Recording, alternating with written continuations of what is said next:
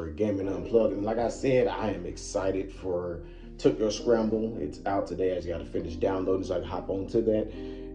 And I'm pretty sure, again, I haven't looked up anything on it because I don't want to, because I don't care what the opinions of anyone else is. I want to go in blind and make my own. But I'm pretty sure that they're probably making comparisons to Dino Crisis. I'm almost certain because that was a thing on Dreamcast. It was basically Resident Evil but with dinosaurs. And I'm willing to bet people are probably comparing it to Dino Crisis. I guess let me know in the comments if that's a thing. I will read the comments after because I've already played it by the time I read the comments. But I'm almost certain they're comparing it to Dino Crisis. But there's another game that pops in my head that reminds me of, which I guess I should be kind of careful how I word it because the game is known to be really, really bad. There was this game on the Wii called Escape from Bug Island, or was it Insect Island? Escape from Bug Island, I think it was. These giant bugs, and it's like the most B movie type of thing ever. I mean, it's bad. It's like The Room. Tummy was so bad, but it's one of those things where it's so bad that it's good. Like, make no mistake about it. The game is flawed. It's janky as heck. There's a lot of waggle controls. It has a lot of just design flaws in how it's made. But there was some fun to be had because of how janky and silly it was. But it was entertaining. Again, it's like The Room is not a good movie, but there is some fun to be had watching and teasing how bad it is. And I feel like Escape from Bug Island is like the video game equivalent of The Room. Like, because I feel like anyone who played that game clowned it and ripped it apart like they did the Room, because it is like fun to just tease it. And from what I've seen, Tokyo Scramble seems to be like, parts of it anyway, seems like if that game was actually good and made polished, it looks like that's what they were going for or something like that. And the thing that actually made that pop in my head is everyone is probably comparing it to Dino Crisis. And I'm pretty sure, knowing people and how the internet works, even without me looking at anything, I'm almost certain people are only talking about the dinos, or the Xenos as they're called.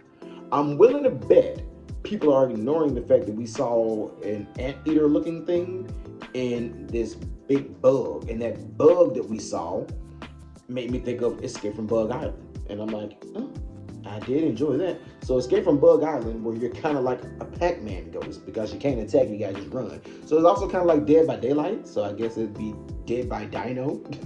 So it's kind of like Dead by Daylight and kind of like Dino Crisis and kind of like Escape from Bug Island. Those are the three games that I have in mind when I see it. So I guess we'll see just how right or wrong I was with that perception of it after I actually get to playing it. It shouldn't be too much longer before it's done downloading. So we'll just use some editing magic, and I will see you back here after I've checked it out. Okay, so I just finished playing the first two stages, or I guess first two chapters, however they want to word it, of Tokyo Scramble. And that game, I like it. I like it a whole lot. Like, this is a prime example of a game knowing exactly what it is and leaning into that.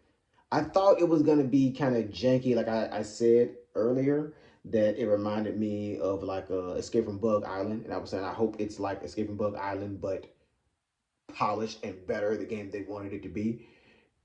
And it's actually nothing like that. It's kind of like the game is legitimately terrifying sometimes because you know you can't attack. And all they have to do is just run into you once and you're dead.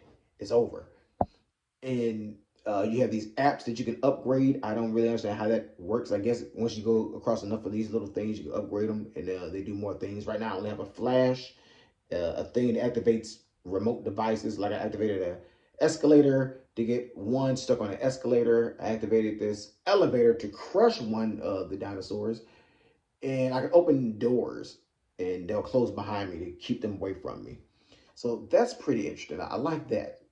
And I tried to just beeline run to get to my exit sometimes, and yeah, they'll run up and catch you, and you're gone. You are gone. You have to know what you're doing, and I like that. That's what adds to the horror factor of the game. Like the game is not easy. Like you have to know where you're going and what you're going to do. You really got to plan it out, like you really would plan that in real life, like how you would try to get away from that. You have to plan these things out. Because if you don't, you will run in circles. Like there is legitimately just bad routes to take that you probably could do it, but it's the harder route. Like the first mission, I kept trying to go the harder route, so I thought, wait, what's over here? And then I tried the other route, and it was just noticeably easier to get to the end. So I like that about it. The game, again, it knows what it is, and it leans into that. Like it doesn't hold your hand, even though they do have a easy mode or a harder mode. It's just hope mode and despair mode. Despair mode, I guess, is for after you beat the game, you want more of a challenge. It's the harder mode, but the hope mode is what I'm playing on, and that one is pretty hard. So I really like where this is going, and it gives me hope for like what kind of games we could see coming forward. Like I don't know much about that developer. They have one other game they made, like Ender Lilies or something that's on my wish list.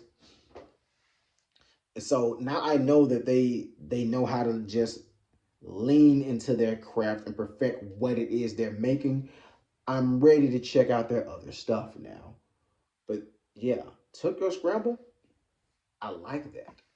Like, I don't care what noise is being said about the graphics or anything of that nature. The game, I like it. It even found a way to do that annoying thing that I hate, but do it in a way that's believable. Like I hate the whole tell don't show thing. Like instead of showing you a flashback to explain something, they just say it. It's like when you're watching the show, like, hey, of course I trust you, my childhood friend that I knew from kindergarten. No one talks like that normally.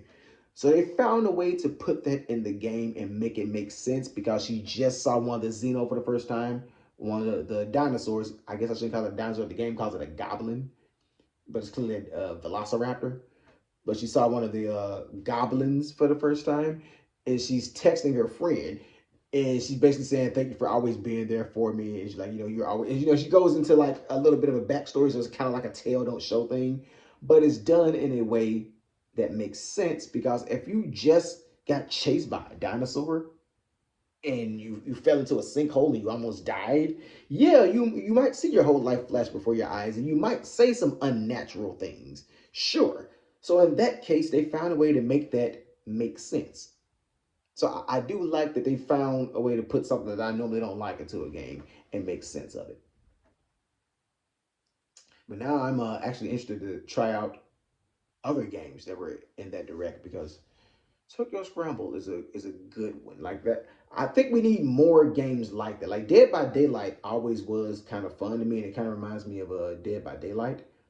But the problem with Dead by Daylight is you're playing against other humans, and there's only so many times you can do those stages before you get tired of them or whatever.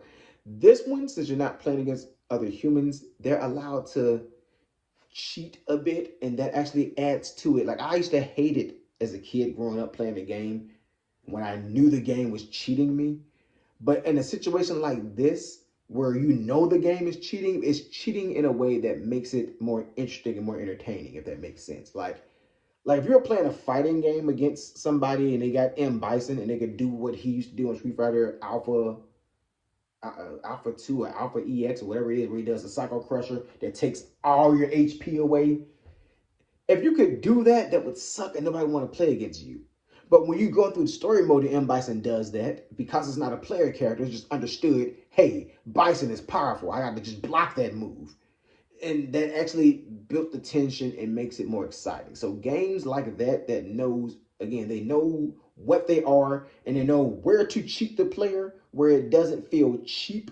It just feels like, oh, this is intense, this is terrifying. I gotta be careful about every move I make. Like I'm a Resident Evil fan, old school Resident Evil fan, but there was legit parts where I'm literally with the control in my hand, leaning like I can actually lean and see over the side of the rock like her. Like as I'm moving the camera, I'm like leaning. I'm like, where's that dinosaur? Is he right there?